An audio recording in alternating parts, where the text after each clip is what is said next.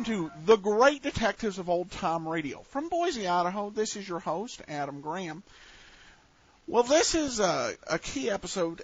As I said, the episodes from the early to mid-1930s are kind of sparse. But we did manage to track down in this episode from 1934. This episode features a change in personnel. Sherlock Holmes for more than 100 episodes, actually, was Richard Gordon. Well, this is a new season, still the same sponsor, but we have a new Sherlock Holmes, the change to Louis Hector. Now, Hector, I'll be honest, is not exactly my favorite Holmes. In fact, he doesn't seem to have quite the right voice for it. But he's Sherlock Holmes, and I think we have a total of 3 Louis Hector shows, maybe 4. We'll have to see how things play out. But this episode is not from the Sherlock Holmes canon. It is called the Hebraic Breastplate. And by the way, I mentioned the big gap in episodes. The last episode we played was from February of 1933. This one is from November of 1934. So huge gap of episodes. There was actually a point where the show went off the air after June 1933, and our sponsors, George Washington Coffee, explained that. And for those of you who on the Dragnet podcast complained about no commercials, we're giving you commercials here. So, enjoy this. Let's go ahead and get into today's case, the Hebraic Breastplate.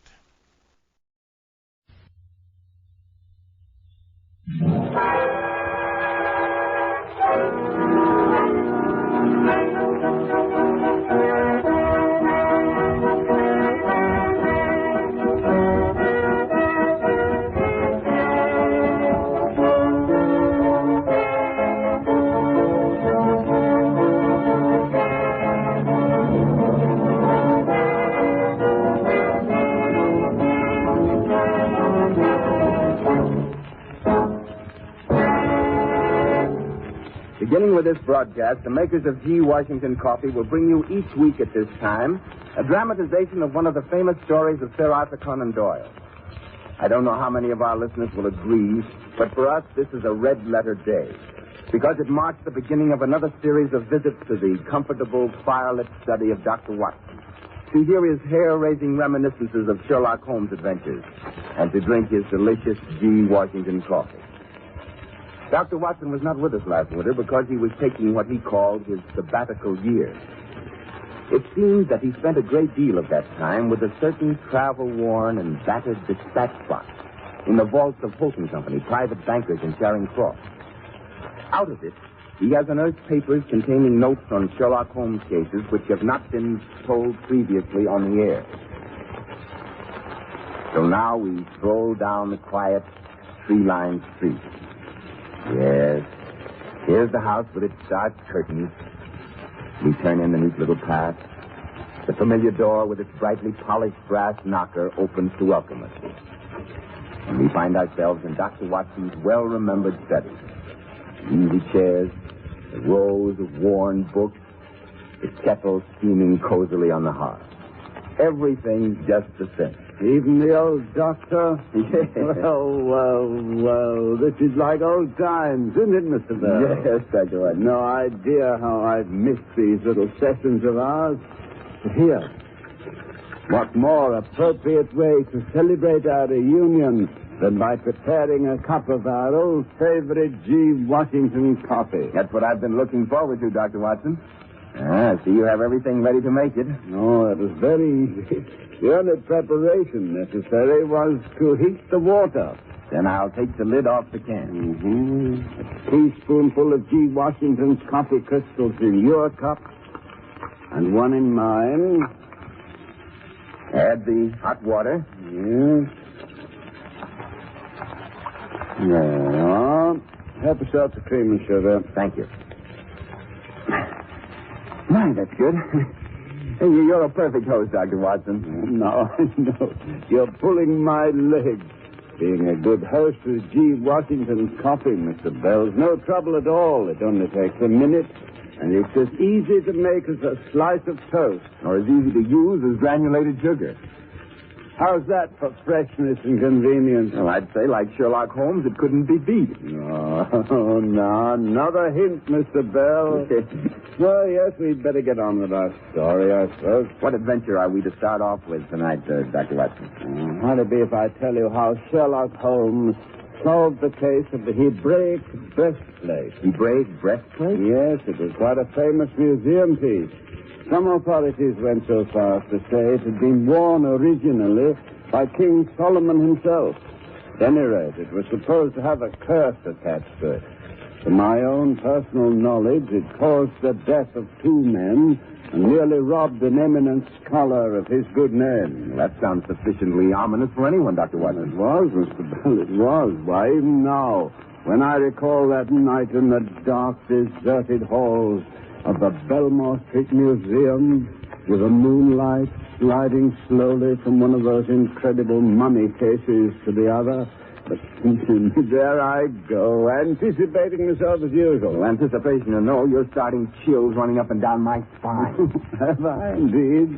Inconsiderate of me, wasn't it? Well, plenty of time for that later on. In any event, the whole thing started one foggy afternoon in March of the year 1894. You know the sort of day we have in London at that season?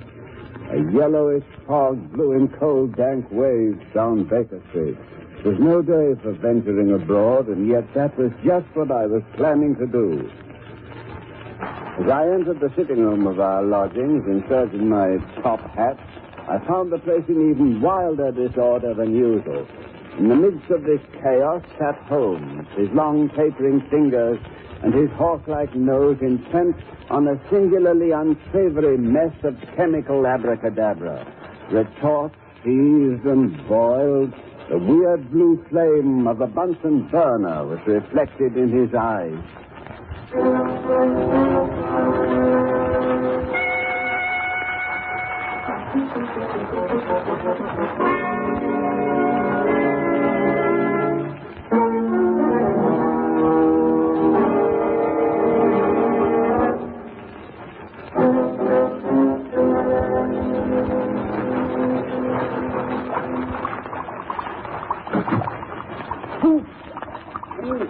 Say, Holmes, what a stench. Quiet, Watson. Absolute quiet. Don't move. Don't breathe. A man's life depends on this test. Now, you see this lead to retort? Yes. Contains has the appearance of clear water. It is clear water, Watson, with the addition of an infinitesimal amount of an unknown substance extracted from a small stain on a man's coat sleeve. Is that substance blood, human blood? That's the important question. Now, we add a few white crystals and wait for the reaction. I say, the water's changing color. It's turned a dull mahogany. Yes, and there's a distinct brownish dust precipitated at the bottom of the retort. Magnificent. Positively magnificent, Watson. The old Guaicum and microscopic test for the blood corpuscles was clumsy and uncertain. But this test, the Sherlock Holmes test, is infallible. The prisoner is guilty, Watson. Guilty as the devil. That brownish precipitate will hang him. Holmes, you know, your scientific cold-bloodedness gives me the creep. Nonsense, Watson, nonsense. You wouldn't hesitate to shoot down a hawk that had been preying on your livestock, would you? Why hesitate to destroy the criminal who's been fattening on the blood of human beings? Must you be so graphic in your descriptions, Holmes? Where's my hat? What hat? My top hat, of course. I left it in here when I came in from visiting my patients this morning. How anyone can expect to find anything in all this litter... And, Watson, if you can't keep track of your own wearing apparel, I'm sure that I can... Oh, that wouldn't be it by any chance. Where? There, on the floor by the desk. Oh, I say, Holmes, you've used it as a wastepaper basket Sorry, again. Watson, sorry, but if you will leave it about... what do you want with a hat this late in the afternoon? Surely you're not thinking of venturing out into this foul weather? I most certainly am. Furthermore, it may interest you to know that since you've become involved in this soup-off case, the house has smelled like a cross between a crate of distinctly senile eggs and a bear pit. The weather may be foul, but it's not as foul as the atmosphere of this room. No idea you were so delicate. Besides, I've just received an invitation from my friend Ward Mortimer to go round to the Belmore Street Museum and view the collection. Indeed. Mortimer's about to take over the curatorship, I believe. Well, what's become of the old curator, Professor Andrews? He can't be much over 55, and the reputation of his management and lecture courses was excellent. And he turned in his resignation at the last meeting of the Board of Trustees, I believe. Yes, but for what reason? Oh, something about failing eyesight. Felt they should have a younger man in charge of such a valuable collection. Promised to accompany Mr. Mortimer on his first tour of inspection this afternoon. They say the professor's a wonder. That's why I'm particularly anxious to go. So now Ward Mortimer is trying to fill the professor's shoes, huh? I thought he was still excavating near Thebes in the Valley of the Kings. Oh, no. After Mortimer exhumed what's believed to be the mummy of Cleopatra in the inner room of the Temple of Horns at Philae, he decided to come home. So he found it, did he? Yes, I thought he might. Watson, I think I'll join you in your visit to the Belmore Street Museum. But look here, Holmes, you weren't invited. No matter, Watson, no matter. Ward Mortimer will be delighted to see me. It was I who suggested to him that he should dig at Philae for Cleopatra's remains. Besides, now that you mention it, the air in this room is a bit tainted. Yes, it might be as well to go elsewhere until the aroma clears away.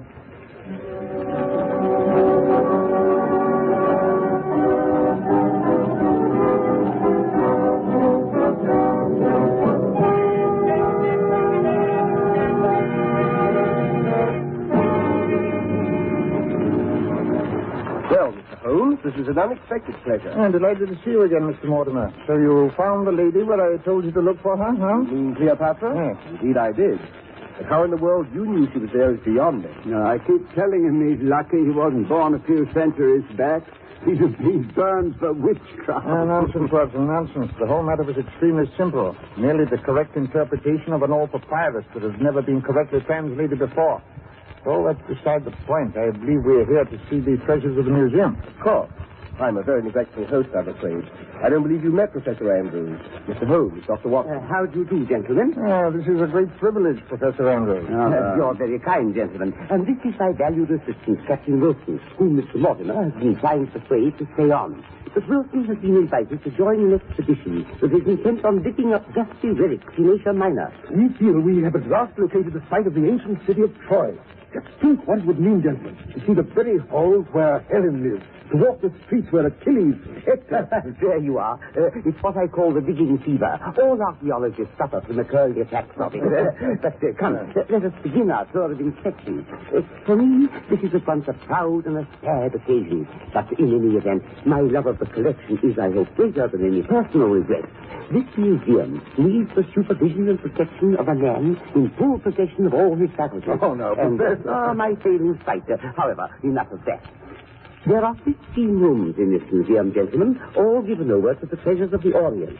But this hall in which we are now standing, which contains the Jewish and Egyptian collections, is undoubtedly the pick of the lot. Now, let us take the Jewish side first. Yes, indeed. And here is what I believe to be the only authentic duplicate of the famous 7-branched candlestick of the temple, which was brought to Rome, as you know, by Titus, and which is lying at this instant somewhere in the mud in the bed of the river Tiber. And here in this case is perhaps the most valuable article in the entire museum. Now, first I could keep this lock. Yes, here we are. I say, it is a beauty, whatever it is. 12 enormous stones, all different colors, like paint in a paint box, and set in gold. And each stone has some funny-looking scratches on its surface. Those are ancient Hebrew hieroglyphics, Dr. Watson. This is the Urim and Thummim. The Urim and what in? Urim and Thummim was the name given to the jewel plate which lay on the breast of the high priest of the Jews, which fact you would remember, Watson, if you'd paid better attention in your Sunday school days. Oh, really? Mr. Holmes is correct, gentlemen. The jewel breastplate of the high priest was held in a special reverence by the ancient Hebrews, somewhat as the Sibylline books were regarded in the capital of Rome. This particular Urim and Thummim is the most magnificent in existence. In fact, I believe I'm correct in saying that it belonged originally to Solomon himself. At any rate, those hieroglyphics are supposed to be the curse of Solomon. Curse of Solomon? How sinister. Yes, this breastplate is supposed to bring death to anyone who lays his reverent hands upon it. That is why no one but Captain Wilson and myself have been allowed to handle it. I see. In other words, something has occurred which leads you to believe the curse is still in effect. Well, I'm not what you would call a superstitious man myself. And yet, within a week of the time when that pack first came to this museum, the knight's fortune was found dead one morning with the breastplate in his hand. You mean he'd attempted to steal it? Probably. Jewels as magnificent as these are bound to be a great temptation. However, I must say that since the first calamity became known, it has been left entirely unmolested. Yes, the stones are remarkably large. May I see them more closely, please? Please, you must pardon me, Mr. Holmes, if I seem too cautious, but I would rather you didn't touch them. You see, I would like to bring my curatorship to a close without any further activity. Oh, yes, it's quite understandable, I'm sure. I only wish to determine their classification. Oh, I can tell you that. Counting from the top left-hand corner, the stones are carnelian, peridot, emerald, ruby, lapis lazuli, onyx, sapphire, agate, amethyst, topaz, beryl, and jasper. Captain Wilson, who is a practical authority upon precious stones, will tell you that these are remarkably pure. Oh, quite. And the gold work is also worthy of attention. If you observe closely the tiny pattern... Pardon the suggestion, but you'll find a finer example of the Jewish gold work in the candlestick in the next case. Quite so, Wilson, quite so. And we can all handle that quite freely. Come, gentlemen. Wilson, you will return this breastplate to its case, if you please. Certainly, Professor Andrews. And make sure the case is locked. Oh, absolutely. Here's the key. Thank you. And now, gentlemen, let's inspect this gold candlestick. One moment, Professor. This mummy case, this is a recent acquisition, I take it. Yes, certainly, but how did you know? Well, there is a tiny particle of Excelsior packing still on the floor. So there is, Jeremy. I'm afraid the cleaning woman is getting careless again. Now, about this mummy case, surely it is of Egyptian origin, and yet she placed it here among the Judean relics. Very nice point, Mr. Holmes. The mummy case is undoubtedly of Egyptian manufacture, and yet it was unearthed in the remains of Solomon's temple, probably the last resting place of some high priest who admired the Egyptian culture. These various Oriental civilizations often overlap. Yes, but does the case still contain the mummy? Oh, yes, indeed. Interesting coincidence, isn't it? The high priest returns to watch over the urine and semen which he wore some thousands of years ago. Destiny is a curious test, gentlemen. No one can gainsay it. Oh, my God! Oh, what's that? What happened? Listen, what's wrong? What's him? Quickly! He's having some Quick! Someone, get a doctor! Get a doctor! Too late, Professor Andrews. I'm afraid the poor chap's dead. Not entirely, Professor. The poor chap has something held tightly in his right hand. Now, let's find out what it is. It's extraordinary, rigorous cutting already.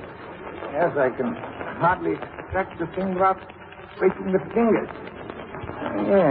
Yes, just as I thought. It's the Jewish breastplate. For the love of heaven, give it to me before something happens to you. Oh, calm yourself, Professor. The curse has spent itself, at least for the time being. That breastplate. I wish I'd never laid eyes on the accursed thing. Poor Wilson. What a horrible end to my term of office. Professor Andrews, Wilson's death, if I am not greatly mistaken, is not an end to anything. It's just the beginning.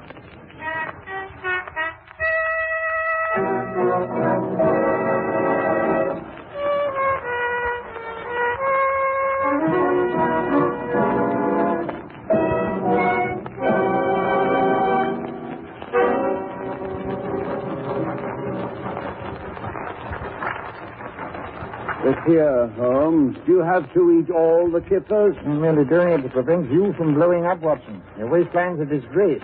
Here, pour me out another cup of coffee. There's a good chap. Why, that's what you are. Utterly and irrevocably spoiled. That was tragic, the sudden death of that poor young chap yesterday afternoon. You mean Captain Wilson? Well, who do you think I meant? Humpty Dumpty? Who'd have thought? To look at him, the fellow had a bad heart. It wasn't his heart that caused his death, Watson. It was Solomon's curse. Oh, now you're being fantastic. Well, there's nothing fantastic about that curse, my dear Watson. It's very real and extremely efficacious. What are you babbling about, Holmes? The ancient Oriental poison in the little needle hidden in the back of that Jewish breastplate. No, the ancient Orientals knew a great deal more about poisons than we do, thank heaven. You mean Captain Wilson was poisoned? Oh, what do you think? You saw the tetanic convulsions, the extreme post-mortem rigor? Joe, you may be right at that. Maybe. I am right. Wilson was killed by the jolly little mechanism hidden at the back of the breastplate. Yes, but if that needle thing in the bob still works, oughtn't you to warn the authorities or something? No, not necessarily. No use harrowing the poor old professor with the idea that the death of his guard and his assistant might have been prevented. Yes, but what if someone else gets himself punctured? Well, that's not very likely, Watson. You see, I took the precaution of removing the little pin before I handed the thing back to Professor Andrews. Well, then, if the danger's removed, what made you say that Wilson's death was just the beginning of the trouble? Now, come in. Ah, Mrs. Hudson, and in the role of Hermes, if I'm not mistaken. Who's she? He, Mrs. Hudson. He, Hermes, was the messenger of the Greek god. You mean the one with the feathers on his head and on his feet? Yes. I'll thank you not to compare me with the likes of him, Mr. Holmes. I've got more clothes on, I hope. Oh, yes, quite. I was merely alluding to the letter you have in your hand, addressed to me, if I am not mistaken. It is that. And what's more, it is urgent. Come by and it is. The messenger's waiting in a cab outside. Oh, don't say. Well, let's see what it's all about. Yeah. Dear Mr. Holmes, we have been robbed. Come at once. Signed, Ward Mortimer. Oh, Watson, get your hat. You will have the answer to your question, and I hardly hoped it would come so soon, though.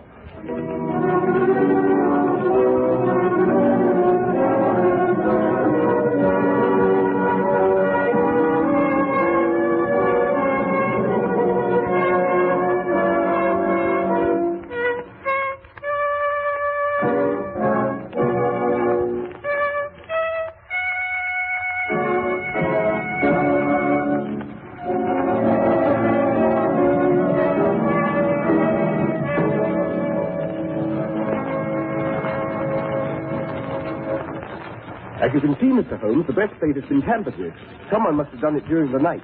The settings of the first 6 stones are rough and jagged, as if someone had scraped around them. Looks to me as if someone had been trying to take out the stones, Holmes? My fear is that he not only tried, but succeeded, Dr. Watson. And these 6 stones are imitations. Well, you may put aside your fears in that score, Mr. Mortimer. I'll stake my reputation that all 6 of these stones is genuine. Thank heaven for that.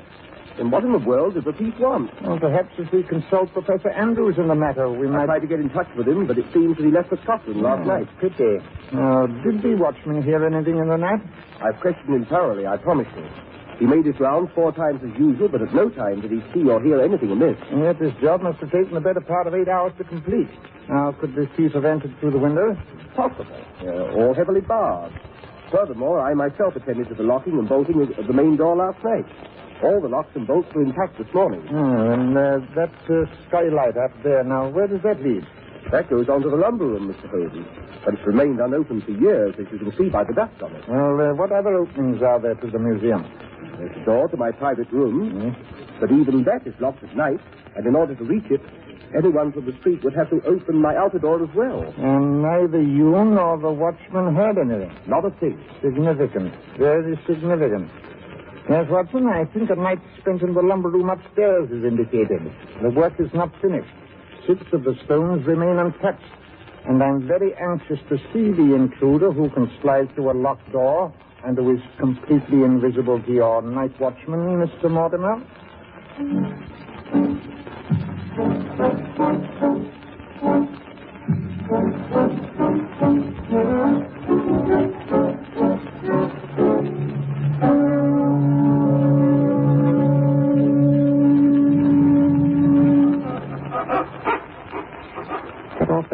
Watson, it creaks like a rusty hinge. I think it's as dark as the inside of my pocket up here. Oh, I've stumbled over something. That, if I'm not mistaken, is the skylight we've discovered. Yes, sir. Yes, I can feel the glass. It's so covered with dust, you can't see a thing. Better let me wipe it off. Stop. Leave it alone. We don't want to be visible to anyone from below. Yes, but how in... I'll clear off a peephole for you and one for myself.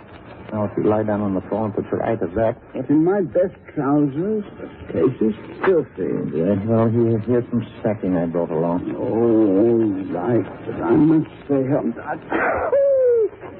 Confound that dust. You sound like a 21-gun salute. Do you want to frighten the thief? But I didn't do it on purpose. The moonlight shining in through the window down there is extremely bright one second.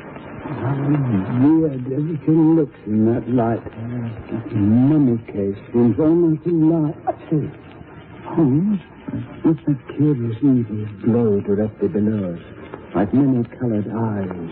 Those are the gems in the Jewish breastplate. But only 6 of them seem to be on fire. Yes, for the very good reason that only 6 of them are real. But you said... Never mind what I said. Keep your eye on that breastplate. It's 11 o'clock, Holmes. Yes, he won't be able to wait much longer. Holmes! The head on that mummy case. Look, it's moving. Good Lord, so it is. The lid is sliding back. The mummy case is opening up. Holmes, there's a hand in the opening. The white, thin hand of a mummy. What if it's the high priest? Oh, Holmes, let's get out of here. I Don't don't move, Watson. Don't breathe. It's not a mummy. It's a man. A small, thin man. He's stealing out of the mummy case like a fox out of his burrow. Turns his head quickly from left to right. I can't see the face. Holmes, he's slinking to the case. The case that contains the breastplate. Raises the lid. Oh, his face is in the moonlight. Good Lord, it's Professor Andrews. He says you confounded. He's trying to get away. Wait the glass, Watson. We must shot through and catch him. Here, hold him out, Watson. Oh, no, don't. I've got you. Hold him up. Hold him up. Light the gas. I'm coming. Have you got him? Yes, light the gas. Don't let him go, Watson. No fear.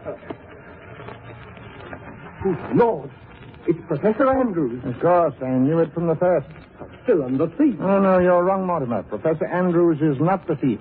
The thief is dead. Thank you, Mr. Holmes. Really, my conduct is entirely reprehensible. I realize that I am not a thief.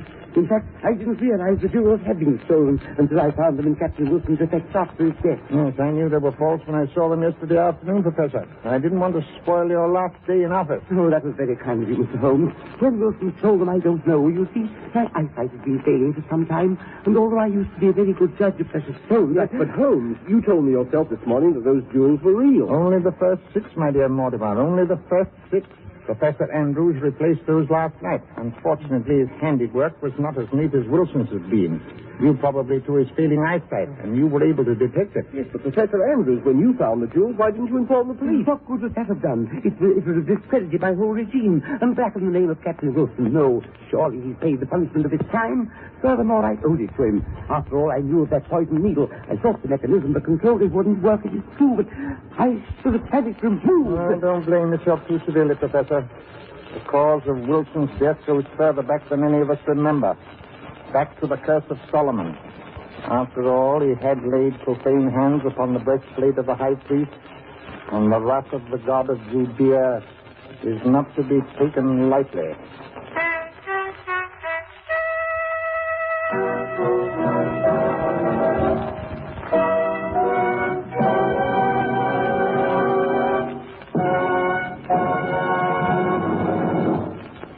A remarkable story, Dr. Watson. But how did Sherlock Holmes deduce that it was Professor Andrews who had tampered with the breastplate? As Holmes would say, elementary, Mr. Bell, elementary. Professor Andrews was the only person who knew the night watchman's routine and could therefore keep out of his way.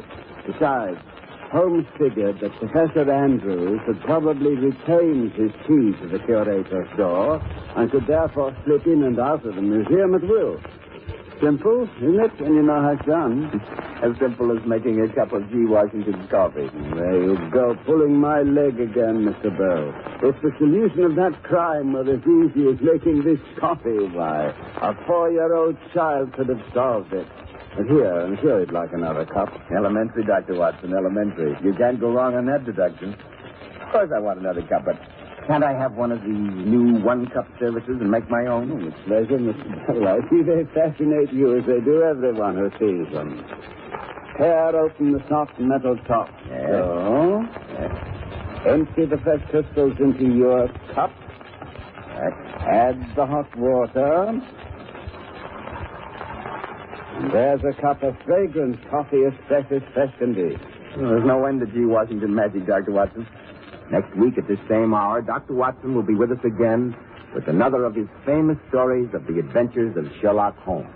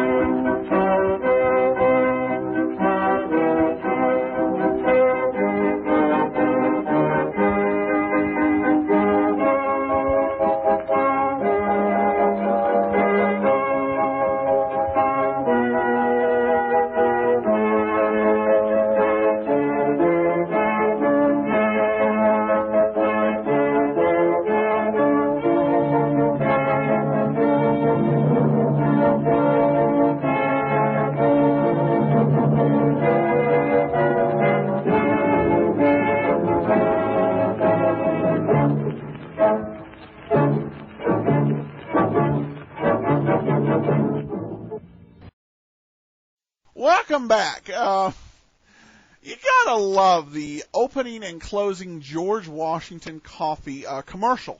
One thing that they play on here, and this is particularly true since this is 1934, they play on this idea that Dr. Watson is still alive, and that he is talking about his adventures with Sherlock Holmes, and that would be thoroughly possible, given that most of Holmes's adventures happened towards the end of the 19th century. We're in 1933, so it's not inconceivable that Dr. Watson could be kicking around and coming on to hawk some George Washington coffee, I guess.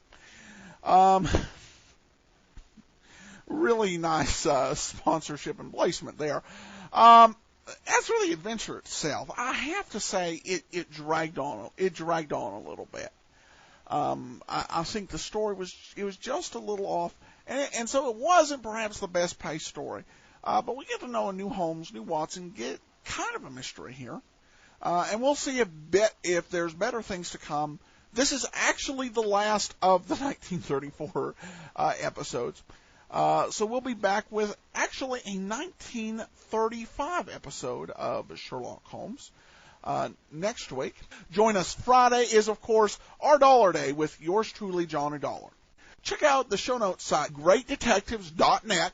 Got any comments? Feel free to email me, box13@greatdetectives.net. But for now, I thank everybody so much for listening. From Boise, Idaho, this is your host, Adam Graham, signing off.